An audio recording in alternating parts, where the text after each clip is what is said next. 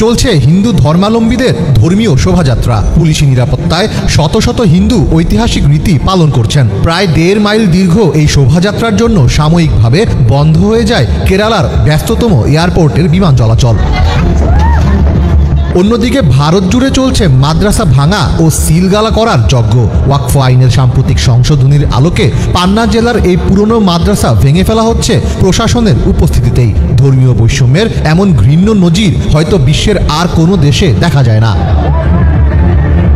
ভারতে মুসলিমদের হয়রানি, গ্রেফতার, বাড়িঘর তল্লাশি এখন নিত্যদিনের ঘটনায় পরিণত হয়েছে। দেশটির ক্ষমতাসীন নেতাদের মুসলিম বিদ্বেষমূলক আচরণের জেরে এখন সবচেয়ে উদ্বিগ্ন মুসলিম নারীরা। সম্প্রতি উত্তরপ্রদেশের মুজাফফরনগরে জোর করে এক নারীর হিজাব খুলে দেওয়ার অভিযোগ উঠেছে। সামাজিক মাধ্যমে ভাইরাল হওয়া এক ভিডিওতে দেখা যায় একজন পুরুষ জোর করে নারীর হিজাব খুলে ফেলছে। অন্যরা তাকে এবং তার সঙ্গে থাকা পুরুষকে গালিগালাজ ও শারীরিকভাবে লাঞ্ছিত করছে। গত কয়েক সপ্তাহে উত্তরাখণ্ড জুড়ে কমপক্ষে 170টি মাদ্রাসা সিলগালা করে দেওয়া হয়েছে। দাবি করা হচ্ছে পরিদর্শনকালে যেসব মাদ্রাসা অনিবন্ধিত পাওয়া গেছে সেগুলোকে কঠোর পদক্ষেপের মাধ্যমে সিল করে দেওয়া হচ্ছে। গত 26শে মার্চ উত্তরাখণ্ড সরকার জানায় তারা রাজ্য জুড়ে সিল করে দেওয়া অবৈধ মাদ্রাসাগুলোর তহবিল তদন্ত করবে এবং এই বিষয়ে একটি প্রতিবেদন সরাসরি মুখ্যমন্ত্রীর কার্যালয়ে জমা দেওয়া হবে। ওয়াকফ সংশোধনী আইনের বিরুদ্ধে বিক্ষোভে উত্তাল হয়ে উঠছে ভারতের আসাম ও পশ্চিমবঙ্গ রাজ্য।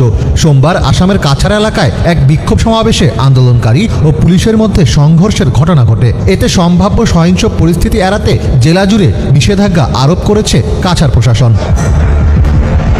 আসামের বিরোধী দলীয় তৃণমূল কংগ্রেস নেতা রিপন বোরা মনে করছেন মুসলিম বিরোধী এজেন্ডা বাস্তবায়নের লক্ষ্যে বিজেপি সারা ভারতে তাদের ওপর নির্যাতন চালাচ্ছে। তার মতে বিজেপির এজেন্ডা হলো এক দেশ এক ধর্ম বাস্তবায়ন। রবিবার মিডল ইস্ট মনিটরের এক তথ্যচিত্রে বোরা বলেছেন আসামের মুখ্যমন্ত্রী হিমন্ত বিশ্ব শর্মা ক্র্যাকডাউনের নামে মুসলিমদের ওপর নির্যাতন চালাচ্ছে। তারা অবৈধ গণগ্রেফতারের মাধ্যমে মুসলিমদের লক্ষ্যবস্তু করেছে, নির্বিচারে তাদের বাড়িঘর, মসজিদ ও মাদ্রাসা ভেঙে দিয়েছে এবং হাজার হাজার মানুষকে আটক কেন্দ্রে আটক করেছে। এসব ঘটনা এখন সাধারণ বিষয়ে পরিণত হয়েছে।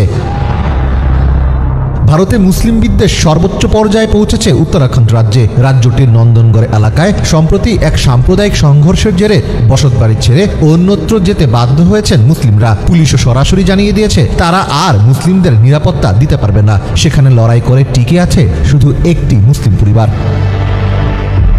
মীর ফজলে রাব্বি, বাংলা ভিশন।